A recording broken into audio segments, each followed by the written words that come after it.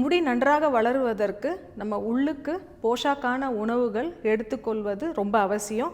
அதே போல் வெளிப்பூச்சா நம்ம பயன்படுத்தக்கூடிய சில எண்ணெய்கள், சில ஹேர் பேக் இது எல்லாமே முடி வளர்ச்சியை ஊக்கப்படுத்தக்கூடியதாகவும் இருக்கும். ஆனால் ஒரு சிலருக்கு மருதாணி போன்ற மூலிகைகள் ஹேர் பேக்காக நம்ம பயன்படுத்தும் போது அவர்களுக்கு ரொம்ப கோல்ட் ஆகிடும். அதனால் ஆல் சீசன் ஹேர் பேக்காக நம்ம கருவேப்பிலையை பயன்படுத்தலாம்.